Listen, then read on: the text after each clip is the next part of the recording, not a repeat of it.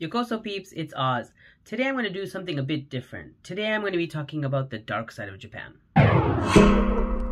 So awesome. This video is brought to you by all my Patreon supporters. Go Team Awesome! Let's talk about the death of the Don Juan of Japan. So for those of you who don't know what I'm talking about, this is the biggest news story right now in Japan.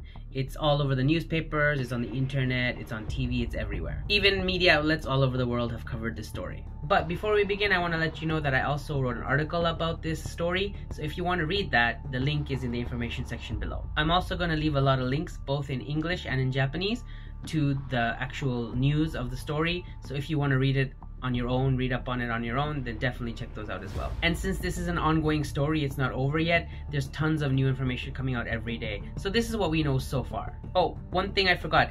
If you haven't subscribed to my newsletter, I definitely recommend you do. The link is in the information section below. If you subscribe to my newsletter, it's free. I send it out once a month. It includes links to videos not available on YouTube and a whole bunch of stories that you can read for free about true crime in Japan if you're interested.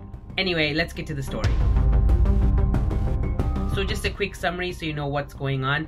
There's a guy, his name is Kosuke Ozaki. He died in 2018. He was 77 years old at the time. He was a millionaire. I'm not exactly sure how much he's worth. Some newspapers say he's worth up to 30, some people say up to $50 million. Originally, when he died, they thought it was of natural causes, but once they did an autopsy, they realized there was a lethal amount of stimulants in his bloodstream. And by stimulants, it's in Japanese they call it kakusezai, which is, I would say, the equivalent to like speed or meth. And the reason why they started an investigation and thought it's not natural causes is because they didn't think he overdosed by himself. There was no needle marks or anything for injections, and he wasn't known as a drug user. And so most likely someone put it into his drink and he drank it orally. So the reason this is really big news right now is even though this happened 3 years ago, there had been no arrests until last week on April 28th. Kosuke's 25-year-old wife, Saki Sudo, was arrested and she was charged for, I think, drug possession as well as murder. Currently, she's still under investigation and there hasn't been a trial yet, so she's still allegedly. So first of all, you're probably wondering, why was this such big news? Who was this Kosuke Ozaki guy? I'm sure there's a lot of millionaires in Japan. So actually, Kosuke Ozaki calls himself the Don Juan of Japan. He's self-proclaimed. In his book, he wrote, "The reason I make money is to date attractive women." Yeah, pretty direct. So in 2016, he wrote a book. It was an autobiography, and if you translate the title, it was called Don Juan of Kishu. And Don Juan of Kishu, Kishu is the part of Japan that he was from in Wakayama. And then the subtitle was The Man Who Gave 3 billion yen to 4,000 women. And 3 billion yen maybe translates to about $27 million. So Nozaki was actually a pretty normal middle class child. He grew up in a home where his dad worked at a liquor store, and he basically out of school started to accumulate wealth. He actually started as a door-to-door salesman selling condoms. I guess that was a thing. And all the money he accumulated from that, he did a lending business in Tokyo. And as the wealth grew, so did his expansion into business. He became a president of a liquor business, and he also did a lot of real estate.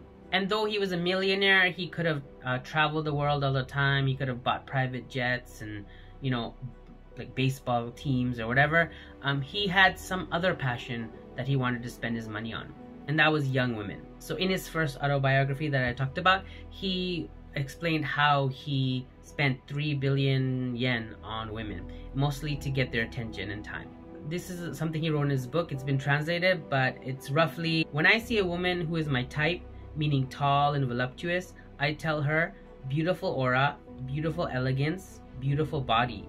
I want to go out with you and have sex with you. I'll give you 400,000 yen if you agree. 400,000 yen is about 4,000 US dollars. Some people may frown at my sense of relationships, but this is exactly why I have been working in various occupations and earning money. Everybody has a different dream. I don't feel guilty about anything. So his dream was to just use his money to acquire a whole bunch of young, beautiful women. He also said, "I have no interest in cars or houses. Instead, I have a boundless desire to have sex with beautiful women." And in his book, he also talked about ways of staying young and healthy, and also how to pick up young college girls or like flight attendants. With his personal life, he's been married twice and divorced twice, and he's never had any children.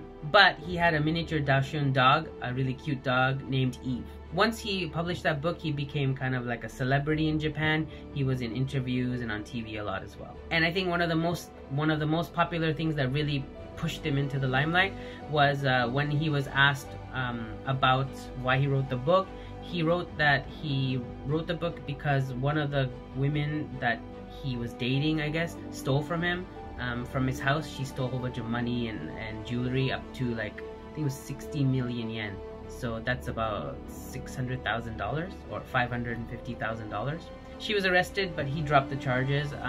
But when he was interviewed about that situation, he said 60 million yen was like waste paper, or like toilet paper for him. Also, on my search about his past, I found a site where they said where he would often have his business card, and originally he would give his business card when he would like hit on young girls and hope that they'd call him back. But when he found that there weren't many callbacks, he started attaching a 10,000 yen note, like a ichiman, to the card and giving them out with the girls at that time, and then he'd get more callbacks and more girls would want to have another meeting with him. So in 2016, he blows up, he becomes a celebrity kind of, and then in 2017, someone else tried to rob him again. Some guy showed up to his door and demanded a bunch of cash, but he was arrested by the police. Then in the fall of 2017, when he's 77 years old, he met Saki Sudo, who at the time was 21. So they met at Tokyo Haneda Airport, and she was a model.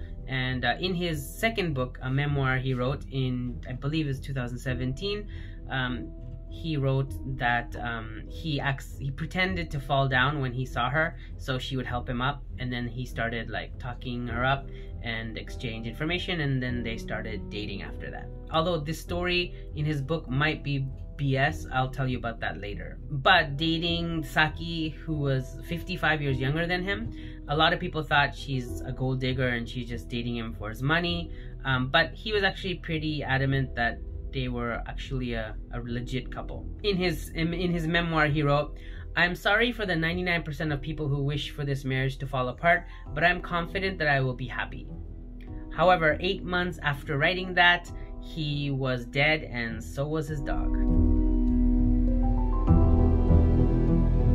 Saki Sudo was born in Sapporo in Hokkaido. She's a middle child in a middle-class home as well. And according to her high school classmates, she was like a quiet girl, she was shy, she was into manga, she wasn't really into sports or studying much. She was just like an average, quiet Japanese girl. However, later in high school, she started getting more, I don't know how you say, more shallow, or maybe brand-oriented, or maybe just money-hungry. She started to dress and act differently. She was really into the Chanel brand, and she had a lot of Chanel goods, despite being from a middle-class home and a Japanese high school girl. Chanel in Japan is pretty expensive, hard to come by for a high school girl, unless they're doing something like hostessing or working at a girls' bar, or going out with old businessmen like sugar daddies or something. So there was something definitely going on there. And after graduating high school, which it seems like she didn't do too well in, and it wasn't a very good high school, but she graduated and she went to a vocational school for beauty and makeup. I also found Japanese reports saying that while she was in that vocational school studying beauty and makeup, nights she was working as something called delivery health. If you don't know what delivery health is, I don't want to talk about it too much, maybe Google it, but it's pretty much a loophole to prostitution. And to top it all off, not only was she doing the delivery health, she was also in AV, or Japanese pornography. So one thing that kind of showed that this was definitely about money was Japan Times, an article. They wrote that Saki never mentioned having any jobs, but flaunted her expensive clothes, her jewelry and accessories, saying she had plenty of money from stock trading. So as I mentioned before, in the memoir, in his book, he says he met Saki because he pretended to fall down and she helped him up. But there's also reports in the Japanese websites that say he actually met through a third party, and they began dating after Kosuke Ozaki. He promised her 1 million yen a month, or about $10,000 a month, to date him and go out with him and to marry him. So they met in late 2017, and then they married in February of 2018, so just a few months after they met. And Saki moved from Tokyo to Wakayama to live with Kosuke Ozaki, but she also had her condo, which is like $2,300 a month in Shinagawa, that she kept. She stayed in that apartment even when she was living in Wakayama with Nozaki. So she told her mom she was moving to help her friend with real estate.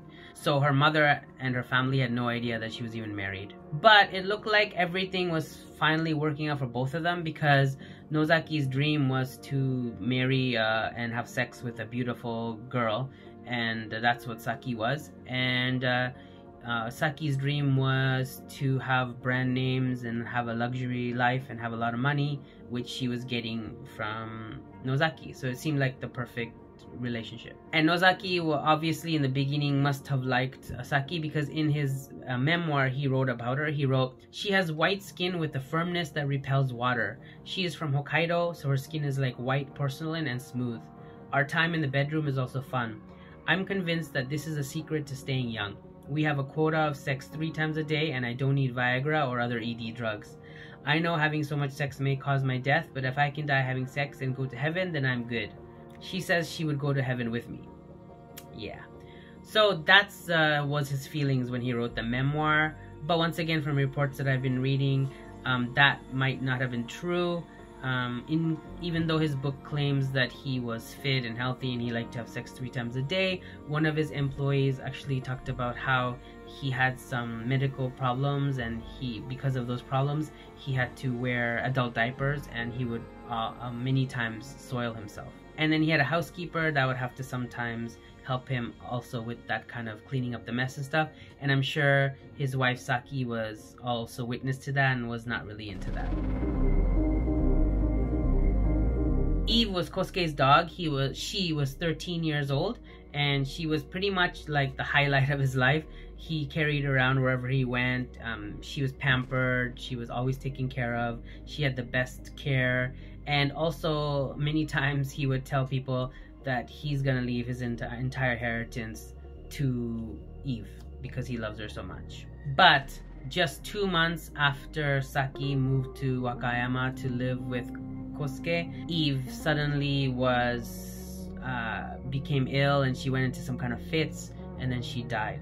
And she was an old dog. She was 13 years old, I guess, but it was still very suspicious. Even Nozaki thought it was suspicious, because when he was arranging a memorial for Eve with the Japanese priest at the temple, he told him like he was so shocked and surprised because Eve was always calm and normal, and just in her last moment she just suddenly freaked out. She bit him, she went into a fit, and he didn't believe that she died like that. So it started becoming a theory that maybe whoever poisoned Nozaki poisoned his dog first. And I think investigators agreed with that, because they also decided to dig up the body and check if there's any residue for drugs or anything. Unfortunately, because it had been so long until the dog had been dug up, the remains were so deteriorated they couldn't really confirm that there was any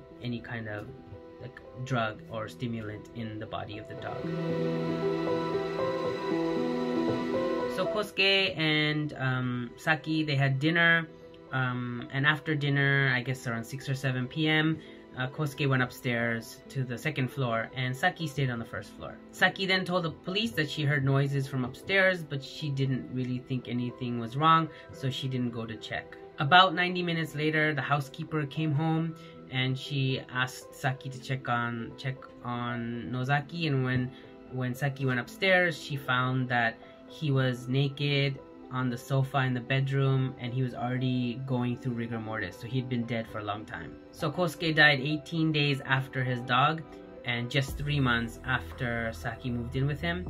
And CCTV, I guess footage, he had a lot of cameras, showed that no one went in or out of the house except for Saki and the housekeeper, and only Saki was with him at the time at dinner, where it would have been the right time for him to have ingested the stimulant. And the reason why they ruled out suicide was because there were no needle marks, and so he had the drug orally, like I said before. Also in June, Nozaki had planned a huge farewell party for his dog Eve. There was going to be a whole bunch of media outlets coming. There was going to be like a band, like a trumpet band and musicians, and it was going to be a huge event for a goodbye party. So Nozaki wouldn't kill himself or commit suicide before that farewell event. So police ruled out suicide because of that. So once police started investigation, once they found out that it wasn't a suicide and it wasn't dying of natural causes, they started looking, of course, to Saki, to the housekeeper, and anyone around who they could investigate. So they started questioning people. They started taking blood and urine and different fingerprints, stuff like that, just to see if any things could come up, any links could be done to the case for Nozaki's death. And according to the Tokyo Reporter website, there was a guy at the funeral of Nozaki who talked to Saki, and he asked, "It must be hard considering the death of your husband, right?" And then she responded, "Not really." And also during most of the funeral and the proceedings, she was also seen using her smartphone and laughing and talking pleasantly with the housekeeper. So it seemed very suspicious. So for the next 3 years, Saki was pretty much a free person. She just did her own thing. She continued traveling all around the world. She went to Bali, she went to Singapore, she went to Dubai, she went to a whole bunch of places. She was part of Kosuke's real estate company, so she was paying herself monthly salary, I'm sure, from there. So everything was great, and she was living in Tokyo in the Shinagawa condominium. But the police had been continually investigating. They had not only been investigating Saki, but they'd investigated the housekeeper and a whole bunch of different alternatives.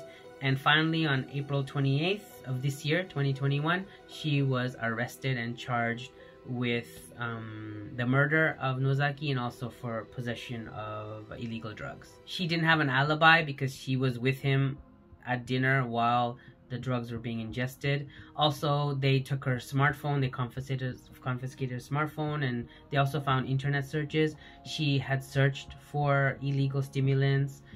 Also, she had contacted a dealer of stimulants and actually had made a payment online to get these stimulants. Maybe this is my own personal thing, but housekeeper is still kind of suspicious. I feel like this housekeeper also said in one statement that she would tell friends that when Nozaki died, he would give her 40 million yen, which is about $400,000. She was also in kind of like works with him for like real estate business, and she'd been with him for 30 years, so I don't know why she would want to kill him now, but maybe her and Saki concocted some plan together. So that's just my own opinion, but maybe they're connected somehow. So we'll see what happens in the trial. Also, there was information that she was planning to take a trip to Dubai where she would most likely go into exile and escape from Japan. So I feel like the police arrested her before she could escape. So they got her at the Shinagawa apartment, and then they arrested her and sent her to Wakayama.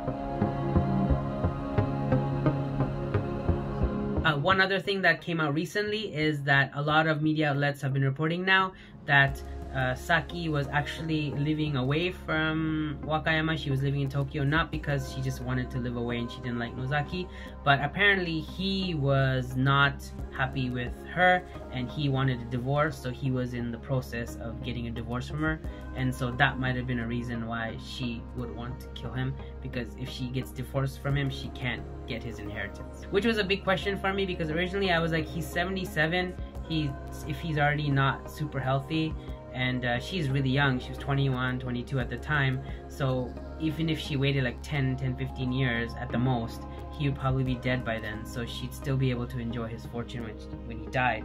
So that's why I was like, maybe why would she do that? But after knowing that he wanted to divorce her and how hungry she was for money, maybe it pushed her to the edge to kill him. Otherwise, if she got divorced, she probably wouldn't get much. So if Saki is found guilty, of course she won't get any of the inheritance because she killed her husband. But if she's found innocent, she can probably still tried to get half of his earnings of all his inheritance, and the other half might go to the family members or might go to the Tanabe city where he lived, who knows. So the will is also a big concern right now, what's going to happen to all his money. Anyway, that's the story of Don Juan Japan. I hope you enjoyed it. If you stuck around till here, thank you so much. And please leave a comment letting me know you watched till the end. That would be cool. And tell me what you think about this case. Do you think Saki did it? Do you think it's the housekeeper? Do you think Nozaki just did drugs on his own and accidentally just OD'd? Or what happened? Let me know what you think in the comment section below. If you like this video, please thumbs up. If you want to see more stories of true crime and these videos, if you are interested in it, let me know and maybe I'll start doing more of these, maybe like once a month. Anyway, that's it for today. So thanks for watching. Take care and see you next time. Peace.